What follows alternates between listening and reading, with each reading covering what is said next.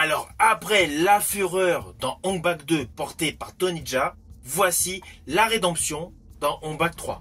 Dans cet opus, Tony Jaa transforme la violence en méditation, dans un balai d'ombre et de lumière.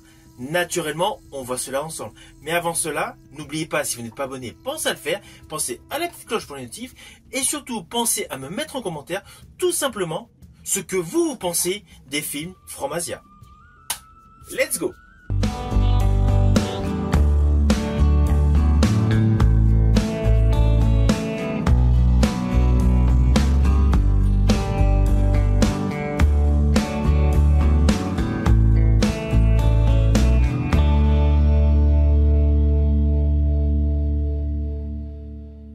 Alors tout d'abord, naturellement, fiche technique de ce film. Il a pour titre Hong Bak 3.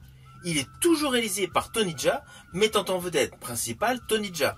Il est toujours made in Thaïlande et attaché au registre de l'action. À la différence d'Hong Bak 2, il dure 10 minutes de plus. Donc on avoisine les 100 minutes. Mais en fait, au début de celui-ci, il y a un bon résumé pour repréciser tout ce qui s'était déroulé dans Hong Bak 2. Donc en fait, si on regarde vraiment le principe, il est de durée équivalente à Hong Bak 2, avec l'histoire suivante.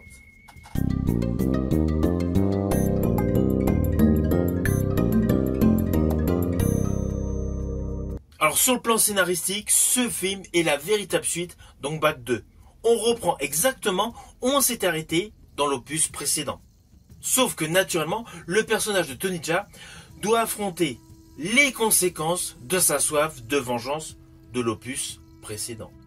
Ainsi, dans ce volet, il entreprend un chemin de rédemption, de méditation, avec naturellement la maîtrise de soi. Mais tout cela va le conduire à une bataille finale. Alors comme d'habitude, vous connaissez la musique, je ne spoil pas. Mais sachez voilà, que ce film a un côté scénaristique légèrement plus édulcoré que le précédent. Pourquoi? Parce qu'il y a toute une question mystique et de méditation qui sont mises en exergue. Cela n'empêche pas qu'il y a toujours des chorégraphies de combat, mais absolument extraordinaires. Ce film est un véritable mélange d'arts martiaux et de quêtes spirituelles. Ah oui, je vous ai dit, réalisé par Tony Jaa. En fait, pour cet opus, il a été aidé par un second réalisateur, Pana Retikre. C'est un petit détail, voilà, je tenais à préciser. Alors comme l'opus 2, ce film est visuellement extrêmement beau, aussi brutal, et les combats sont extrêmement bien chorégraphiés. Je tiens à vous préciser que dans ce diptyque réalisé par Tony Jaa, tous les combats sont effectués sans câble. Ce qui est une prouesse impressionnante. Par ailleurs, il n'y a pas non plus tout ce qui est VFX et CGI. Là, les combats sont faits à l'ancienne. Toutes les cascades sont faites comme dans les anciens films. À la différence qu'il y a un côté extrêmement survitaminé, virevolté. Mais cela n'empêche pas qu'ils sont un peu plus dans le registre de la méditation. C'est moins explosif que dans l'opus 2. Dans l'opus 2, je l'avais précisé dans ma vidéo, il y avait même un combat où son origine était un petit peu pour rajouter de l'action au cœur du film. Là, celui-ci, cet opus, nous délivre un film beaucoup plus réfléchi où l'action est un peu plus dosée.